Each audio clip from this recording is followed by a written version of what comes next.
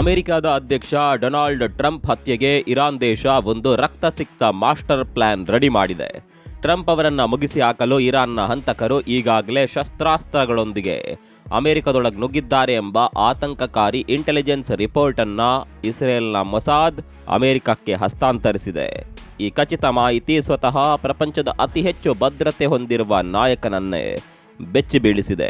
ಒಂದು ವೇಳೆ ಇರಾನ್ನ ಈ ಡೆಡ್ಲಿ ಸ್ಕೆಚ್ ಸಕ್ಸಸ್ ಆಗಿ ಟ್ರಂಪ್ಗೆ ಏನಾದರೂ ಆದರೆ ಇಡೀ ಪ್ರಪಂಚ ಮೂರನೇ ಮಹಾಯುದ್ಧದ ಬೆಂಕಿಗೆ ಆಹುತಿಯಾಗೋದು ಖಚಿತ. ಗಮನಿಸಬೇಕಾದ ಅಂಶ ಅಂದರೆ ಇಲ್ಲಿ ಟ್ರಂಪ್ ಅನ್ನ ಬಚಾವ್ ಮಾಡಿದ್ದು ಇಸ್ರೇಲ್ನ ಮೊಸಾದ್ ಇಲ್ಲದೆ ಹೋಗಿದ್ರೆ ಟ್ರಂಪ್ ಕತೆ ಮುಗಿತಾ ಇತ್ತು. ಕೊನೆ ಕ್ಷಣದಲ್ಲಿ ಎಂಟ್ರಿ ಕೊಟ್ಟ ಇಸ್ರೇಲ್ನ ಗೂಢಾಚಾರರು ಟ್ರಂಪ್ ಜೀವ ಉಳಿಸಿದ್ದಾರೆ. ಹಾಗಾದರೆ ಇರಾನ್ ಟ್ರಂಪ್ ಅನ್ನ ಮುಗಿಸಲು ಯಾವ ರೀತಿ ಪ್ಲಾನ್ ಮಾಡಿತ್ತು, ಇಸ್ರೇಲ್ ಅದನ್ನ ಫೇಲ್ ಮಾಡಿದ್ದು ಹೇಗೆ, ಎಲ್ಲವನ್ನ ತೋರಿಸ್ತೀವಿ. ಸ್ನೇಹಿತರೆ ನಮಸ್ಕಾರ, ಚರಿತ್ರೆ ಮತ್ತೊಂದು ವಿಡಿಯೋಗೆ ನಿಮಗೆಲ್ಲ ಪ್ರೀತಿಯ ಸ್ವಾಗತ.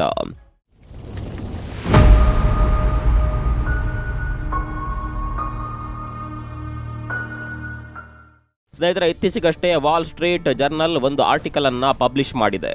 ಆ ಒಂದು ಆರ್ಟಿಕಲ್ ಇಡೀ ಅಮೆರಿಕ ಮತ್ತು ಮಿಡ್ಲ್ ಈಸ್ಟ್ ದೇಶಗಳಲ್ಲಿ ಭೂಕಂಪವನ್ನೇ ಸೃಷ್ಟಿ ಮಾಡಿದೆ. ಹೌದು, ಇಸ್ರೇಲ್ನ ಗುಪ್ತಚರ ಸಂಸ್ಥೆ ಮೊಸಾದ್ ಅಮೆರಿಕಾಗೆ ಒಂದು ಖಚಿತವಾದ ಎಚ್ಚರಿಕೆಯನ್ನ ನೀಡಿದೆ. ಆ ಎಚ್ಚರಿಕೆ ಏನು ಗೊತ್ತಾ? ಇರಾನ್ ದೇಶವು ಡೊನಾಲ್ಡ್ ಟ್ರಂಪ್ ಅವರನ್ನ ಹತ್ಯೆ ಮಾಡಲು ಒಂದು ಮಾಸ್ಟರ್ ಪ್ಲಾನ್ ಮಾಡಿದೆ ಅನ್ನೋದು.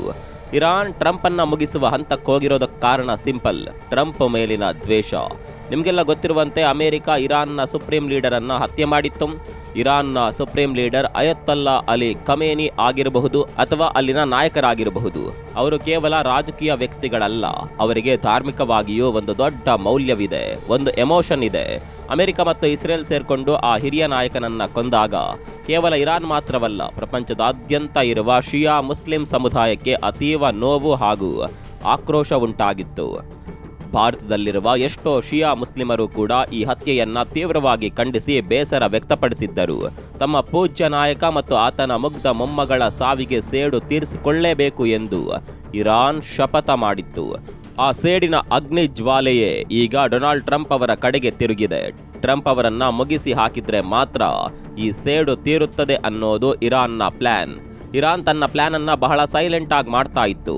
ಟ್ರಂಪ್ ಅವರನ್ನ ಹೇಗೆ ಎಲಿಮಿನೇಟ್ ಮಾಡಬೇಕು, ಯಾವ ರೀತಿ ಅಟ್ಯಾಕ್ ಮಾಡಬೇಕು ಅಂತ ಸಂಪೂರ್ಣ ಸ್ಕೆಚ್ ರೆಡಿಯಾಗಿತ್ತು. ಆದರೆ ಅವರಿಗೆ ಗೊತ್ತಿರಲಿಲ್ಲ, ಪ್ರಪಂಚದ ಅತ್ಯಂತ ಡೇಂಜರಸ್ ಗುಪ್ತಚರ ಸಂಸ್ಥೆ ಇಸ್ರೇಲ್ನ ಮೊಸಾದ್ ಹದ್ದಿನ ಕಣ್ಣಿಟ್ಟು ಇರಾನ್ನ ಪ್ರತಿಯೊಂದು ನಡೆಯನ್ನ ಕೂಡ ಗಮನಿಸುತ್ತಿತ್ತು ಅಂತ.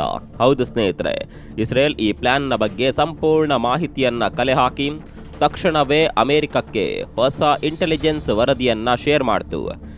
ಇಲ್ಲಿ ನೀವು ಒಂದು ಪ್ರಶ್ನೆ ಕೇಳಬಹುದು, ಇದು ಕೇವಲ ವದಂತಿ ಆಗಿರಬಾರ್ದು ಯಾಕೆ? ಇಸ್ರೇಲ್ ಸುಮ್ಮನೆ ಅಮೆರಿಕವನ್ನ ಎಚ್ಚರಿಸಬಹುದಲ್ವೇ ಅಂತ.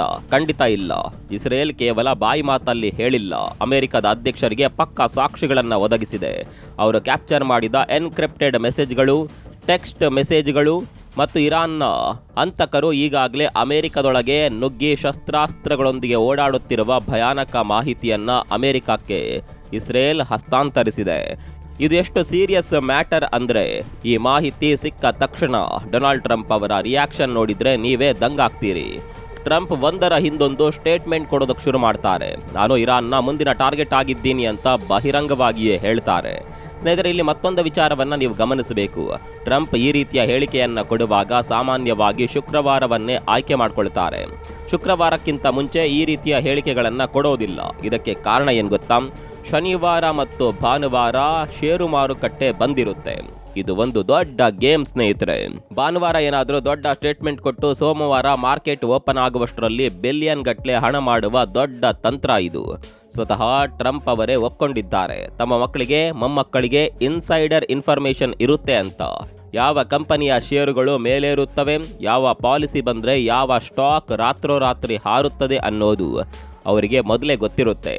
ಉದಾಹರಣೆಗೆ ಅವರ ಮಕ್ಕಳು ಒಂದು ಕಪ್ ಕೇಕ್ ಕಂಪನಿ ಖರೀದಿಸಿದ್ರು, ಅದಕ್ಕೆ ಬೇಕಾದ ಎನರ್ಜಿ ಪಾಲಿಸಿಗಳ ಬಗ್ಗೆ ಅವರಿಗೆ ಸಂಪೂರ್ಣ ಮಾಹಿತಿ ಇರುತ್ತೆ.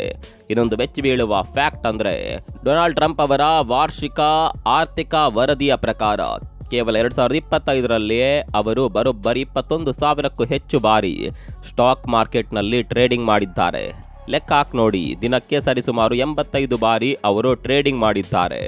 ಒಬ್ಬ ಅಮೆರಿಕ ಅಧ್ಯಕ್ಷನ ಬಳಿ ಇಷ್ಟೊಂದು ರಹಸ್ಯ ಮಾಹಿತಿಗಳು ಇರುವಾಗ ಅವರು ಷೇರುಪೇಟೆಯನ್ನ ಹೇಗೆ ನಿಯಂತ್ರಿಸಬಹುದು ಅಂತ ನೀವೇ ಊಹಿಸಿ. ಅದಕ್ಕೆ ಅಮೆರಿಕಾದ ಮಾಧ್ಯಮಗಳು ಟ್ರಂಪ್ ತರಹ ಟ್ರೇಡಿಂಗ್ ಮಾಡಿ ಅಂತ ಆರ್ಟಿಕಲ್ಗಳನ್ನ ಬರಿತಾ ಇವೆ. ಆದರೆ ಸ್ನೇಹಿತರೆ, ಈ ಬಾರಿ ವಿಚಾರ ಕೇವಲ ಹಣ ಮಾಡೋದಕ್ಕಷ್ಟೇ ಸೀಮಿತವಾಗಿಲ್ಲ ಮತ್ತು ಮಕ್ಕಳಿಗಾಗಿ ಎಷ್ಟು ಸಂಪತ್ತನ್ನ ಬಿಟ್ಟು ಹೋಗ್ತಾರೆ ಅನ್ನೋದಕ್ಕಷ್ಟೇ ಸೀಮಿತವಾಗಿಲ್ಲ. ಟ್ರಂಪ್ ಅವರ ಮುಖದಲ್ಲಿ ನಿಜವಾದ ಭಯ ಕಾಣಿಸ್ತಾ ಇದೆ. ಇತ್ತೀಚೆಗೆ ಟರ್ಕಿಯ ರಾಜಧಾನಿ ಅಂಕಾರಾದಲ್ಲಿ ನಡೆದ ನ್ಯಾಟೋದ ಒಂದು ಪ್ರಮುಖ ಸಭೆಯಲ್ಲಿ ಟ್ರಂಪ್ ಆಡಿದ ಮಾತುಗಳು ಇಡೀ ಪ್ರಪಂಚವನ್ನೇ ಬೆಚ್ಚಿ ಬೀಳಿಸಿವೆ. ಟ್ರಂಪ್ ಹೇಳ್ತಾರೆ, ಇರಾನ್ ನಾಯಕರು 47 ವರ್ಷಗಳಿಂದ ಇದನ್ನೇ ಮಾಡುತ್ತಿದ್ದಾರೆ. ನಾವು ಅವರ ಒಂದು ಲೀಡರ್ಶಿಪ್ ಅನ್ನ ಎಲಿಮಿನೇಟ್ ಮಾಡಿದ್ವಿ. ಹೊಸ ನಾಯಕರು ಬಂದ್ರು, ಅವರನ್ನು ಕೂಡ ಮುಗಿಸಿದ್ವಿ. ಮತ್ತೆ ಹೊಸಬರು ಬಂದ್ರು. ಯಾರು ಬರ್ತಾರೆ ಯಾರು ಹೋಗ್ತಾರೆ ಗೊತ್ತಿಲ್ಲ. ಬಹುಶಃ ಮುಂದಿನ ಸರದಿ ನಂದೇ ಆಗಿರಬಹುದು.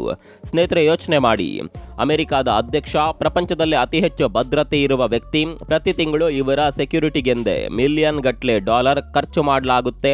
ಅಂತಹ ವ್ಯಕ್ತಿ, ನಾನು ನಂಬರ್ 1 ಟಾರ್ಗೆಟ್, ನಾಳೆ ನನ್ನ ವಿರುದ್ಧವೂ ಆಕ್ಷನ್ ಆಗಬಹುದು, ನನ್ನನ್ನು ಕೂಡ ಮುಗಿಸಬಹುದು ಅಂತ ಹೇಳ್ತಿದ್ದಾರೆ ಅಂದ್ರೆ ಮೊಸಾದ್ ಕೊಟ್ಟಿರುವ ರಿಪೋರ್ಟ್ ಎಷ್ಟೊಂದು ಭಯಾನಕವಾಗಿರಬಹುದು ಅಲ್ವಾ? ಆ ಸಾಕ್ಷ್ಯಗಳನ್ನ ನೋಡಿಯೇ ಟ್ರಂಪ್ ಒಳಗೊಳಗೆ ಬೆಚ್ಚಿ ಬಿದ್ದಿದ್ದಾರೆ ಅನ್ನೋದು ಸ್ಪಷ್ಟವಾಗುತ್ತಿದೆ. ಹಾಗಾದ್ರೆ ಮುಂದೇನಾಗುತ್ತೆ? ಒಂದು ವೇಳೆ ಇರಾನ್ನ ಈ ಪ್ಲಾನ್ ಸಕ್ಸಸ್ ಆಗಿ ಟ್ರಂಪ್ ಹತ್ಯೆಯಾದ್ರೆ ಪರಿಸ್ಥಿತಿ ಏನಾಗಬಹುದು? ಇದಕ್ಕೂ ಕೂಡ ಟ್ರಂಪ್ ಒಂದು ಮಾಸ್ಟರ್ ಪ್ಲಾನ್ ಮಾಡಿಟ್ಟಿದ್ದಾರೆ. ಒಂದು ವೇಳೆ ಇರಾನ್ನ ಹಂತಕರು ತನ್ನನ್ನು ಕೊಂದ್ರೆ ಆ ಕ್ಷಣದಿಂದ ಮುಂದೆ ಇರಾನ್ ದೇಶವನ್ನ ಸಂಪೂರ್ಣವಾಗಿ ಹೇಗೆ ನಾಶ ಮಾಡಬೇಕು ಎನ್ನುವ ಬಗ್ಗೆ ಸ್ಪಷ್ಟವಾದ ಲಿಖಿತ ಸೂಚನೆಗಳನ್ನ ಟ್ರಂಪ್ ಬರೆದಿಟ್ಟು ಹೋಗಿದ್ದಾರೆ. ಹೌದು, ತನಗೇನಾದರೂ ಆದರೆ ಇರಾನ್ ಉಳಿಬಾರದು ಅನ್ನೋದು ಅವರ ಅಂತಿಮ ಆದೇಶ. ಇದ್ರ ಜೊತೆಗೆ ಇನ್ನೊಂದು ದೊಡ್ಡ ಜಿಯೋಪಾಲಿಟಿಕಲ್ ಘಟನೆ ನಡೆಯಲು ಸಿದ್ಧವಾಗ್ತಾ ಇದೆ. ಅದೇ ಇಸ್ರೇಲ್ನ 3ನೇ ಅತಿ ದೊಡ್ಡ ದಾಳಿ. ಇಸ್ರೇಲ್ ಈಗಾಗಲೇ ಅಮೆರಿಕದ ಜೊತೆ ಸೇರಿಕೊಂಡು 2 ಬಾರಿ ಇರಾನ್ ಮೇಲೆ ದಾಳಿ ಮಾಡಿದೆ. ಅಮೆರಿಕ ಕೂಡ ಪರೋಕ್ಷವಾಗಿ ಹೊಡೆಯುತ್ತಲೇ ಇದೆ ಮತ್ತು ಇರಾನ್ನ ರಾಜಧಾನಿ ತೆಹರಾನ್ ಮೇಲೆ ನಿರಂತರವಾಗಿ ದಾಳಿಗಳು ನಡೆಯುತ್ತಲೇ ಇದೆ. ಆದರೆ ಈಗ ಬರಲಿರೋದು 3ನೇ ಅಲೆ. ಇದು ಸುಮ್ಮನೆ ಒಂದು ಮಿಸೈಲ್ ಹಾಕುವ ದಾಳಿಯಲ್ಲ. ಬರೋಬ್ಬರಿ 70ರಿಂದ 80 ಫೈಟರ್ ಜೆಟ್ಗಳನ್ನು ಬಳಸಿ ಇಸ್ರೇಲ್ ಅತಿ ದೊಡ್ಡ ಅಟ್ಯಾಕ್ ಮಾಡಲು ಸಿದ್ಧತೆ ನಡೆಸ್ತಾ ಇದೆ.